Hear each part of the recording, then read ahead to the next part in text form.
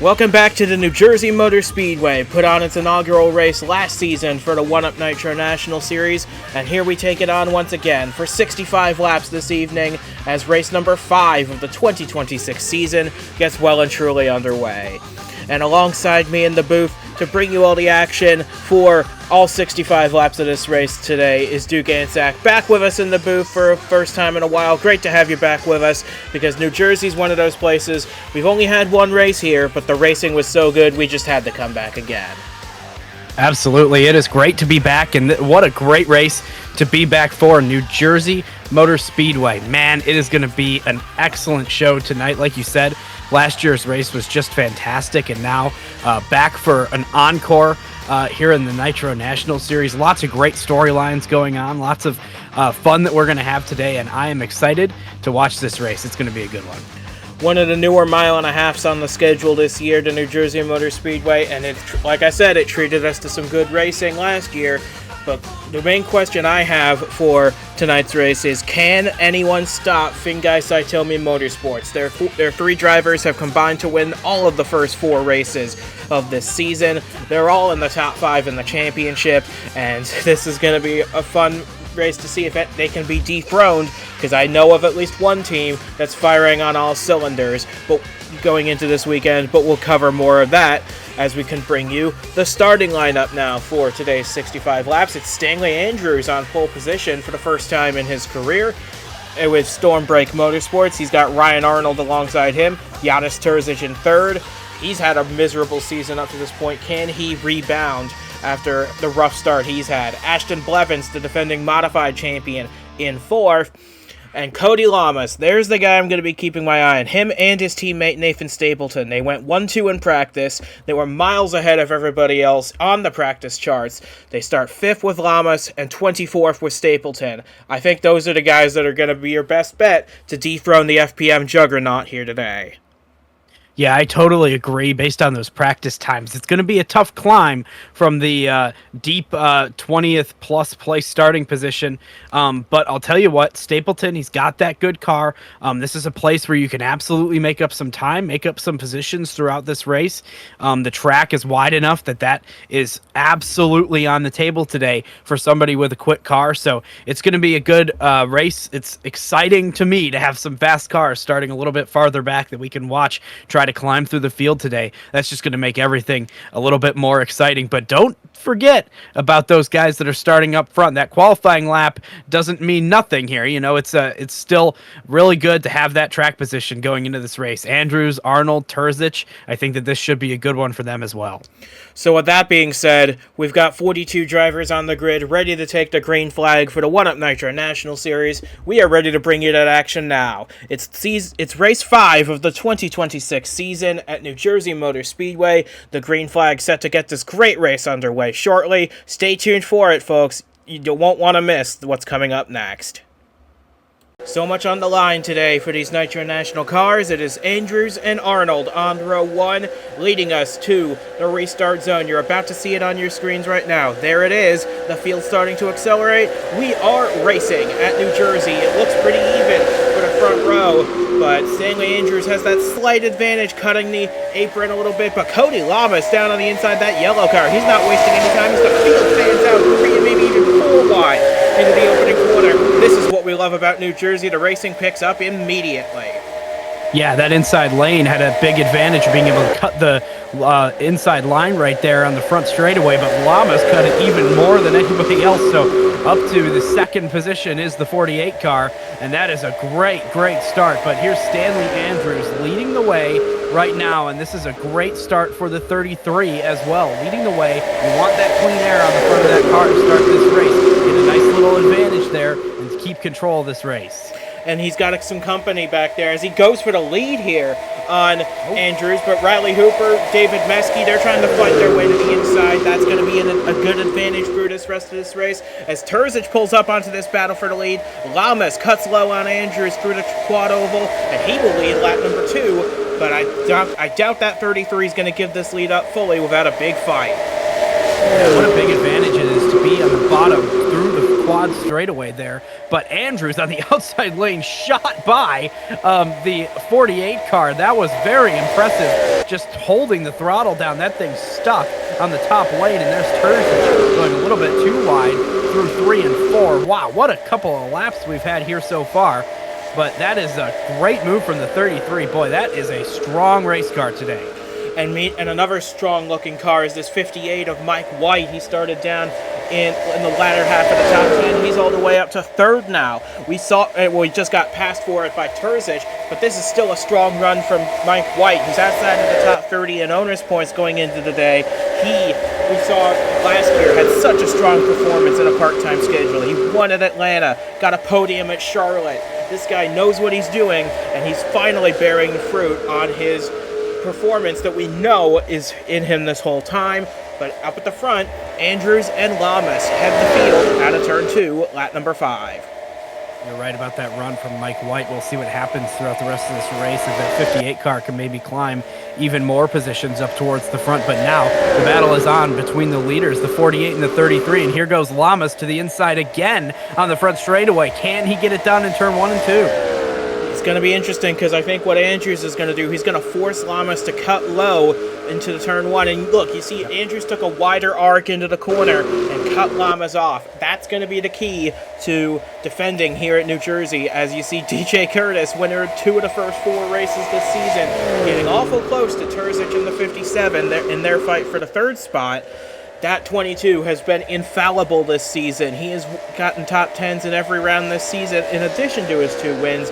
You wouldn't have guessed that he was a rookie the way he's been running. Yeah, absolutely. It's been a very impressive run so far. But this is the thing about that turn 1 entry that's really, really low. If you do choose to cut that inside line to try to make the pass, that car on the outside really holds you down.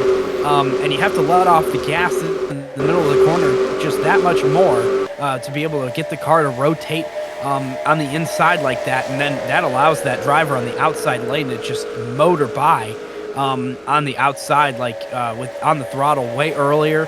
So that's what's happening here right now. You're gonna have to figure out a way to remedy that as the car passing. How can you get as far to the outside as you can when entering turn 1 so that you can keep the throttle down more and more instead of having to lift so much and losing that spot? Yeah, it's going to be fun to watch that back and forth all race, as long as we got 4 cars under a blanket here. This is for 4th place. Curtis, Hooper, White, and Arnold, with Hayes Green and Ashton Blevins waiting in the wings in 8th and 9th spots. So we've got a good battle here for the later parts of the top 5, as we got Lamas once again diving down the inside of Stanley Andrews. He wants to lead this race. He was second in practice only to his teammate. I said it at the top of the show. These FAR cars are powerful today. Well, I'll tell you what, Lamas did a really good job right there of using a bit of an arc line into turn 3 and 4. He was able to get up to the middle of the track, cut all the way down, and then that is what allowed him to carry that momentum on the front straightaway.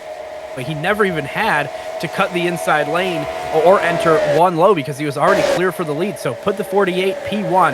That is a strong race car. I think that this whole field is a little bit sad to see the 48 out front so early in this race, because that is going to be a tough car to pass. But Zachary Fitzwater's got to be thrilled watching this race from the Superstar Garage out at Hillside Speedway, because his team in one-up competition has never won a race in their entire history across all of one-up series. You might remember Zachary Fitzwater does have a truck win to his credit, but he got that with a different organization. So Fitzwater Australia Racing looking for their first win in one-up competition, and wouldn't it be something if it came down to Cody Lamas to make it happen? But I wouldn't be surprised if we saw Nathan Stapleton, who had a really strong run at this race last year, finishing second. Wouldn't be surprised at all to see him make a charge to the front either. Yeah, I keep checking the back half of the top 10 on the leaderboard to see if we see that 97 car pop up at some point. I have a feeling he is having a really solid run getting up through the field. It's going to take him a little bit of time from that starting position all the way back in 24th, but he's going to get up there at some point. That car has speed, and we'll see what kind of challenge he can put on against these leaders. And keep in mind as well, he started in the mid-pack last year here, and he still finished second. So strong effort from Nathan Stapleton. This is one of his best tracks after all, and he is just putting on a clinic back there. I think I can see him just at the back of that shop fighting for a spot in the top 15. We'll find out a little later. But we're looking now at the likes of the back end of the top 10. Ryan Arnold, Wyatt Junkman, David Richardson, Mike White hanging onto a spot in the top 10. These guys are fighting hard to get up into that top 10, because as we all know, those are where the big points are paid out, especially if you can get up to the front of the field to win one of these races, because that is going to be a big deal if you can hang on for that. Yeah, and this is an absolute hornet's nest back here for the kind of back end of the top 10 there and the top 15. I mean, it is just chaos. I mean, all those cars racing there. You see the 97 on the leaderboard in 20th place. That's Stapleton up 4 spots so far in this one in the first 15 laps. We'll see how far that car can get. But yeah, it is. It's a little bit calm up front, but boy, the middle of the pack here is just. I mean, you got to be careful because it is just chaos. Oh, we got one blowing up. No, Ryan Arnold. Our outside pole sitter, Ryan Arnold. Fair&Co Racing has not had a strong start to this. Oh, he's in the wall. Yeah, he's not had a strong start to this season. This has been a disaster. Oh, and he cut. Oh, and he gets turned by Jared Schenk in the 85. I'd be very surprised if that didn't bring out a caution flag, but yeah. I don't see one flying, so we might be okay here. But Ryan Arnold, that is not good news for him. He started this race second. He hasn't had a top 10 finish this season to speak of, and he's not going to get one today. He's going to be our first retirement. Heartbreak for once again for Fair&Co Racing. Jeez, it is a bit of a shocker that the caution didn't come out there. I'll tell you, he really tried to get down into the pit lane across traffic. I think probably because he didn't want to leave any fluid on the track there. A good call, but of course he really went down and just like cut off the whole field and then split the back himself out there. That split the field in half practically from 20th on back is just a whole different group altogether. So disappointment for Fair&Co Racing. Ryan Arnold out of the race after starting second. They've got Yadis Terzic up in the top 5, which is probably their saving grace. David Richardson still in the top 15 as well. But man, this is their star driver, Ryan Arnold, still without a top 10 in the opening 5 races. That is unheard of for a team of that caliber. Wow, and it's just going to be a big hole to try to climb out of for them. It's just, it just gets worse and worse every single week. So it's, yeah, that is just very disappointing. But we're going to continue racing because that's just what we do here in the 1UP Nitro National Series. We got a quick look at Paul Villalobos there in the 66. He's not having as strong a run as I anticipated he might have. Of course, he's doing double duty this weekend. Once this race is over, he'll hop on a jet, fly out to Hillside, and take on the Superstar race that's taking place there. But he's not having as strong a run today as I perhaps expected. But one thing I did notice, you know how Jared Schenk fell back a lot after getting held up by Ryan Arnold? He's already caught up to the tail end of the back of the field and making passes back there. So Schenk's got a good car that unfortunately is mired deep in the pack on account of that 01's engine letting go.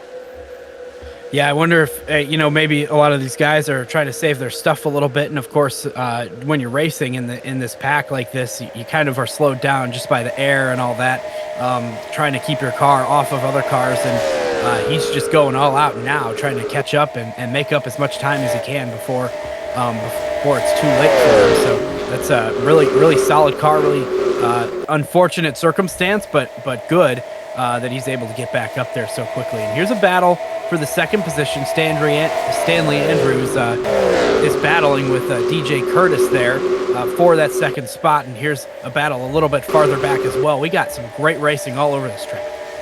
Yeah, Terzic got freight trained up top by the likes of Ashton Blevins, Bradley Hooper, Wyatt Junkman. Now Noah Hart diving to the inside. The 18 car having a strong performance. Started in the top 10, is still there after 22 laps. The old pro still showing he's got what it takes as Curtis fights Andrews for second spot, like you mentioned.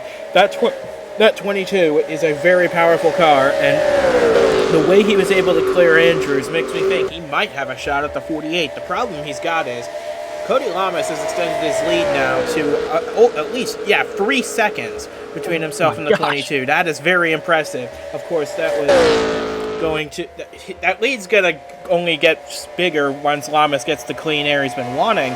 But really strong day from this rookie in the 48. You're right. You know, he benefited from the battle that they were having a little bit, but he was already really far ahead. The 48 car is just absolutely on rails right now. It didn't take him long to get past the 33 car earlier in this race, and once he went by, it was see you later for not for the 48 against the 33. Now, with Curtis in the second position, we got a situation where maybe the 22 can put something up, especially being that far behind. He's got that clean air, like you said, and he's going to be heading up towards the front. He's already starting to pull away from the 33. We'll see how much he gained on this lap. Not much. He didn't gain all that much, though. No, he's still... Well, I guess we'll see over the next few laps how much he gains, if any. Yeah, he's still got a little ways to go, but DJ Curtis, he's got top 10s in every race this season, so he knows how to run up front, he knows how to finish up front. I wouldn't be surprised to see him contend later in this race. As we're quickly approaching halfway, we're only about 7 laps or so from halfway in this race, as Wyatt Junkman now fights his way to the inside of Riley Hooper. That's a battle for the 5th position, 38 versus 69. Tursis getting challenged by Noah Hart in the 18. Overall, I'd say this is a pretty solid race so far. We've got, oh, look at that. Hooper diving low to the inside on Blevins. He got a massive run out of 2. He's going to take advantage of it. He's not going to get that arc that you really need. He didn't stick on the bottom lane like he wanted to there, and he's going to have to just fall in line. But a good move nonetheless, and not a big risk move because there's really nobody right behind him. Ooh, we got trouble. Oh, and the 32 stopped on the track. Oh, and we've had a big crash in 1 and 2. Too. The 19, the 85 of Schenk involved in this. Caution is definitely out now. And who's that? That's the 66 of Villalobos, also out. Jesse Johns, Courtney Ancelotti, so many cars involved in this. Jacob Pujols as well. A big crash on lap 27 puts us under our first caution of the day, and it has eliminated a lot of cars in the mid to back portion of the field. This is what a mess we find ourselves in, and we didn't even see how it happened, really. As we're going to get pit stops here, this should take everybody to the end of the race. Yeah, definitely. You want to pit right here, get some fresh tires on your car, fill it up with fuel. Should be able to make it to the end of the race now, and that's good for everybody. Boy, you know, with that crash, you just kind of were expecting something to happen in that big hornet's nest, especially after that weird situation that bunched everybody up after kind of splitting the pack in half, and that it ended up pretty poorly for a lot of drivers here. We'll see how they exit the pit lane. 33 has a big advantage being in that first pit stall, but we'll see the 22. We'll see if the who has the best advantage coming out of the pits here based on the order. Here's the 33. Getting some tires, expecting the 48. There they go. All right, no order change in the top 3. The 38 gained a couple spots, it looks like. Well, maybe not. Well, a big wreck touched off a caution flag in the mid portion of this race. We'll find out what happened to all of these cars to put the vast majority, if not all of them, out of the race here in New Jersey early on. So it looks like it starts up here with Courtney Ancelotti battling Paul Villalobos just outside the top 20 here. Going off into turn 1. No, the 32 had a problem before they even got there. Oh, and they just pile up trying to come back onto the racetrack. And coming back, oh, big impact for Johns and Ancelotti. Chantley Daniel Ferber back. Oh, and then, Jared Schenk, nowhere to go on the inside. That's 2 of the Vice Valley cars out of the race. Phil Lobos done, Jesse Johns. Oh my goodness. It was just a matter of everybody trying to avoid the slowing 32, and nobody really had an opportunity to. So this was Whitmer. He was battling AJ Zhao, and the car just dramatically slows going through the quad oval. Not sure what was going on. He's trying to stay out of the way. But Ancelotti and Villalobos came at him double wide, and that wasn't a good sign for him. And he's just trying to... He sees the carnage ahead of him. He's trying to slow down, but... Ooh, he gets a little bump there from Carson Green. Yeah, of course. That's, I don't know if he could have really done anything better. I mean, everybody had to go low to pass that car, and then all of a sudden, just everybody was crashing coming back up onto the track. Really disappointing for a lot of drivers. One more look at this now. We're looking at Villalobos and Ancelotti. They're fighting to the inside, trying to get away from the 32. Villalobos comes back up on the track, but the 34 is already there. That's just not much anybody could do in that situation because oh man, that's a big impact from Daniel as well. Both the Vice Valley cars with heavy shots, and then Jared Schenk piling in. He shouldn't have even been back there in the first place with the 01's engine letting go earlier, but I guess that's what happens when you get stuck in the back, is you get caught up in other people's messes. Yeah, it's true. And, you know, it's just a tough situation for all of them. I mean, you go low like that and you carry so much speed, you're going to slide back up on the track with no banking on the apron. Yep, it's an unfortunate circumstance, but we have this caution flag out here. We're on lap 29 of this 65-lap race. Closing in on halfway pretty quickly. Cody Lamas has led the majority of the day. We're going to take a look and see how many cars exactly. Yeah, at least 6 cars knocked out of the race as a result of this.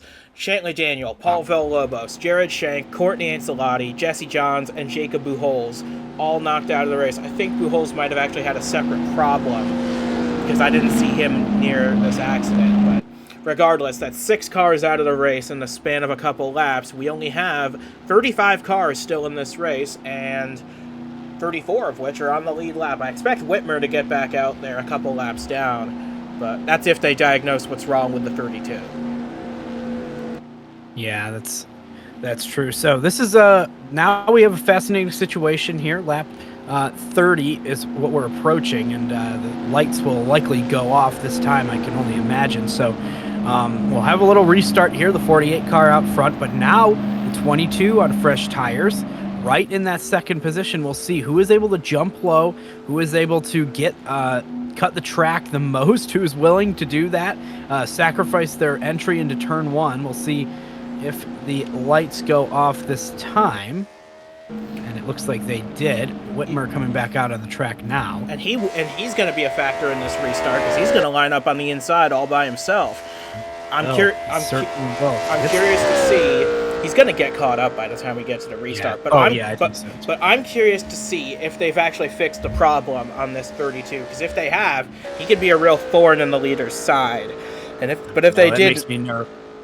If they didn't, though, that's what I'm worried about. Yeah, that makes me real nervous because this 32 car, that was a severe slowdown from the Whitmer car, and of course he got a little bit of damage in the ensuing incident. It seems like, I mean, you'd think that he's in there kind of checking it out, scoping it out. He's obviously able to get up to speed here and pass everybody, so that's good. That's a good sign for everybody here. But yeah, starting inside of the front row is the 32 car who brought out the last incident due to the slowdown. Of course, the crash wasn't his fault, but it was caused by that car being so slow. We'll see what happens with the 48 on the outside, the 22 right behind, the 33 there, everybody on fresh tires. This should be a good one. Well, we're coming to the restart zone now. They're right there. They're accelerating. We're back underway again, right about the halfway point of this race, lap 31 underway. And looks like Whitmer is able to keep in striking distance of the leaders. He's going to be on the inside going into turn 1. But look at Wyatt Junkman. He's getting a move on. He's passing Andrews. He's got Blevins going with him. And DJ Curtis now swings low. But look at Blevins. He's going even lower. Curtis taking it 3 wide into turn 3. Oh boy, and it puts that 48 car way on the outside lane. We're not sure if that lane's going to work. We seen people get stuck there. They're 3 wide for the lead, but Whitmer is a lap down. The 22 leads at that time by the 48. He is way too far outside right now with the 32 in the way, and everybody's going by on the inside. And there's Wyatt Junkman in the mix in the 38, looking for his first win of his career. But look at Lamas. Lamas powering his way around the outside of DJ Curtis. We haven't seen that work very well all day, but this 48 car is probably the best car here, and he is demonstrating that today. He clears Curtis once more and is back in command of this race. Wow, he was all the way up by the wall when he made that run work. He must have just held it wide open through that corner because that thing rocketed off the corner down the straightaway and just drove by everyone. He was stuck out there on the outside of 3 wide, and now he has retaken the lead away from DJ Curtis. An incredible move, and here is Stanley Andrews, who is falling way back in the field. field. That is a terrible restart for the 33 car. My goodness. Yeah, Whitmer he's up to speed, but he's still getting passed by a lot of people. And yeah, now Andrews isn't even in the top 10 anymore. He's down to 12th place. But speaking of people that have made their way to the top 10, look at Brandon Smith in the 92. He started this race down in 27th spot, and he's fought his way up into the top 5, as has David Meske up to 8th spot in the 29. All 3 FPM cars back in the top 10 seems inevitable, doesn't it? Yeah, it does. That's just how every single one of these races this year has gone. That's just kind of an expectation we have of those cars now. And that's just how it works, and that's okay. we're going to keep an eye on them, of course, for every single race. But yeah, right now, I guess we'll see what they have for our leaders. This is intense racing right here. All kind of trapped behind Whitmer right now, racing for the 8th, looks like the 8th through kind of 15th positions here. It's a lot of cars all in the same place. And one of those cars is Nathan Stapleton. We talked about him earlier in this race, trying to make his way through the field. He's already up to 11th spot, so strong performance while his teammate leads the way. Stapleton's found his way just on the outside of the top 10. I would expect him to break in pretty soon. Yeah, definitely. This is it was good to have that restart, I think, for Stapleton. You know, bunch everybody back up. You've got that fast car. You already made some moves, and then you have yourself a solid little pit stop right there. Get back up with everybody, and now you're able to make some passes a little bit farther up through the field. So just chipping away one by one is Stapleton, but doing a great job of it. Meanwhile, up at the front of the field, it continues to be Lamas and Curtis battling out. 2 rookies at the front of this field, whipping the field basically at New Jersey. Wyatt Junkman still doing a very strong job, hanging on to 3rd place. That would be his best career finish in the Nitro National Series if he can hang on to that. Brandon Smith 4th. Riley Hooper rounds out the top 5. As we make our way down the back straightaway, we're past halfway. We're closing in now on 25 laps to go. Well, I like the look of this right now. DJ Curtis is really not letting the 48 get away like what happened before with Stanley Andrews in the 2nd position. In fact, Curtis is right on the rear bumper of our leader, possibly making a move down into turn 1. Let's see if he can arc it. No, he won't be able to. The 48 is so strong in the outside lane. But yeah, I like what I see here because we've got DJ Curtis right on his bumper. Junkman is right there, the 92. Now they're going to battle a little bit. This might not be good for the battle for the lead, but Junkman is going to be with Smith right now for 3rd after all this. It's a chaos up front, but the 48 is not getting away kind of like I expected him to.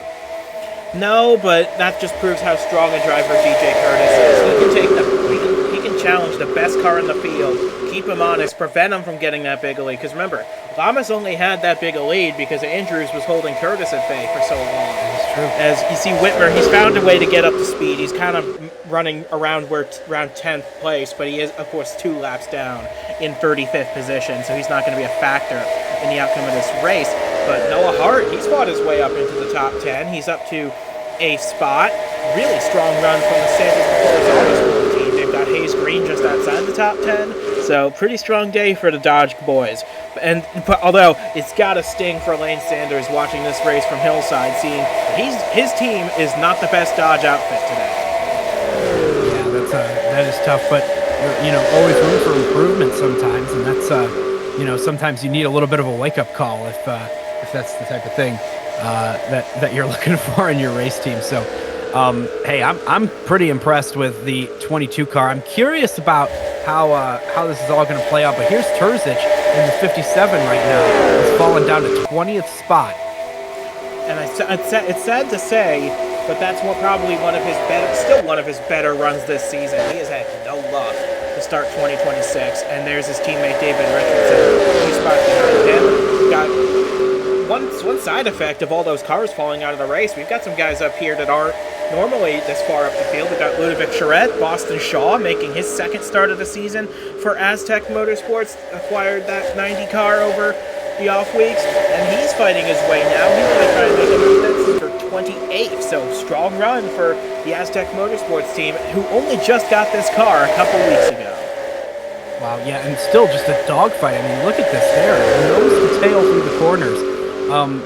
farther back in the field. If I was a fan in the grandstands right now, this is the battle I'd be watching. These guys are having a very exciting race back here. And even despite the fact that we've got a really solid battle up front, these guys are putting on a show. And speaking of that battle, we've got the 22 fighting again on the 48, trying to get by. Yeah, DJ Curtis does not want to let this win slip away from him. He's got an opportunity to get there, but we only have about 20 laps to go in this race. Time is of the essence. And Brandon Smith, he's fought his way from the back of the field all the way up to third. He might even have a better car than Curtis if he can get by the 22. I'm curious to see if the team is going to orchestrate something here. If they realize that Curtis might not be able to get the 48, maybe Smith can. This is it's going to be interesting to see what that 22 can do. I'm curious because at the beginning of this race, the 22 started in the 6th position, and the 48, of course, started in 5th, but made that big move on the opening lap right at the start of the race to get up to the 2nd spot. Didn't have to use a ton of tire to get through to the lead, but the 22 had to climb up through the field, use up some tire, and then once he got there, the 48, like you said earlier, was already gone. Now they're on equal tires. Neither of them have had to really use them to get past any cars in this specific stint, and they are really both just like equal at this point in the race, which I'm shocked about. The 48 was so good early that I just couldn't believe that he was going to fall to the same level as the 22 here. But I have a feeling Brandon Smith does not want to sit behind his teammate very long. He wants to prove to DJ Curtis who the top dog at Finguy-Psytomi is. He and Smith and Meski have been at this team for over a year already. Curtis, this is only his 5th race in the Nitro National Series. I know they're working towards the same goal, but Brandon Smith, I think, wants to show that he is the top driver at FPM, and I think he honestly does have the faster car of the two. And here he comes, taking a look on his teammate for the 2nd position. And one last thing to note on these FPM cars, Jeffrey Finguy, the team owner who's at Hillside for the Superstar race, he said this multiple times, that this is the championship he wants to win the most. He already has titles in the other 2 series. This is the one that's eluded him. Really good arc from Smith into the corner. We'll see if the 22 is able to hold on the outside. He isn't. So there's Brandon Smith up to the 2nd position. A great move through turn 1 after that dive down on the straightaway. So that put the 92 up to 2nd place. And look, I was just looking at the back end of the top 10. The 97 of Nathan Stapleton. He's gone from 24th up to 10th at this point in the race, but the 92 car that we're watching, possibly the fastest car on the track right now, came from 27th starting position. An incredible run from Smith here up into the 2nd spot. We'll see what he has for the 48 car now that he's passed his teammate for the 2nd spot. Yeah, this is going to be a big deal for Brandon Smith. He, of course, got his first career win earlier this year at Rockingham, and he dominated that race, very much deserved it. But he wants to steal this one, too, from Cody Lamas. Keep that record for FPM alive, because I don't think we've had a single team win all 5 races in a row in the history of the one-up competition, period. I don't think we've even had a team win 4 in a row. So these guys are making history, but Smith wants to keep that history going by getting by that 48. And nobody has passed to the 48 car today, at least not gotten clear. You know, the 22 on that restart with the weird, with the lap car in between them and the 48 on the outside, I believe led a lap in there. But honestly, that pass was not completed, and the 48 rocketed by on the outside lane soon after that lap was led by the 22. So I'm counting that as not a pass on the 48. The 48 has not been passed since taking the lead in this race, and I think that is going to be a significant challenge, a significant barrier to get past for anybody, Smith or Curtis here, trying to get through to lead this race. And right now, Lamas just managing the gap, staying ahead of Smith, keeping his car ahead of the 92 car, not really letting it get any clean air in the corners. And this is just how the 48 is going to have to manage this race for the rest of the time. He's going to have to stay out front. He's going to have to keep blocking in the corners that air flow onto the 92, and it's going to be a tough race to win here. He's going to have to earn it, but boy, if he crosses the finish line first in this one, he will deserve it. He has been so fast and he's doing a great job right now out front.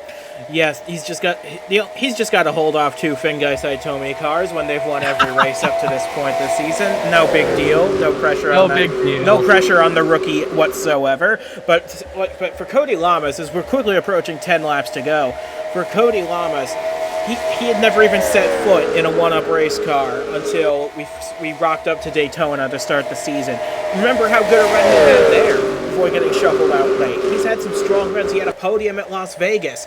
But this is, I think, Cody Lamas' coming out party. He knows now that he can run up front and contend for race wins. And that conversation we had several weeks ago about a fight for Rookie of the Year between Curtis and Villalobos, I think we've really got to consider this 48 a contender now. Yeah, I totally agree. You know, the 48 car obviously has been incredible today, but of course throughout the whole season has just been showing a lot of strength. And right now Lamas is just putting on a clinic out front. You know, earlier today he was out front by a long ways, and a lot of the time when you're that far out front, you know, you're kind of letting the car drive you, going around the track, just setting laps, hitting your marks every single time. But now it's a totally different game with the 48. He's trying to battle Smith here in second place. The 92 is right on his tail. He's had the 22 on his tail for a lot of this run, and he's having to block, he's having to maneuver, he's having to change up his line every lap. He's under a ton of pressure. The mirror is full of that orange 92 car right behind him, and that is a big challenge for the driver, no matter how good your car is. So a fantastic job from Lamas in the 48 today. And we're into the final 10 laps now. This race is far from over, but it is over for Janis Terzic in the 57. Boy. That's the second Ferenco car to blow the engine today. And Devin Fair, watching from Hillside, will not be happy about that as Terzic pulls it off to the side of the track. I think he's going to get some assistance back before we have to throw a yellow. There we go. He's back into the pit lane. We're good now, but oh my goodness, that... Ferenco Racing has had a really rough start to this season, and that is such a surprise, at least in my eyes, because Arnold and Terzic started second and third today. They showed they have speed to run up front. It's just their reliability. They really need to sort that out, because now Terzic is going to be well outside the top 30 in owners points heading into Bristol. He'll have to qualify on time for that race. I mean, Terzic was already in 38th coming into this race in the point standing. So, like you said, it is only going to get worse after this finish from the 57. And like you said, a really promising qualifying run for them has just turned completely sour. They weren't able to really keep it up front after the restart, and then in the back of the pack, just a blown engine again. Oh my gosh, what a massive disappointment for that race team. Their only hope now is David Richardson in the 10. He's their only car remaining in this race. It's tough because Devin Fair is a real competitor. He loves fielding cars in this series. I hate to interrupt my own thought, but look at Brandon Smith. He got really close to Cody Lamas, but Lamas defended really well. Smith had to shallow up the entry, and now he's got his teammate Curtis all over him again.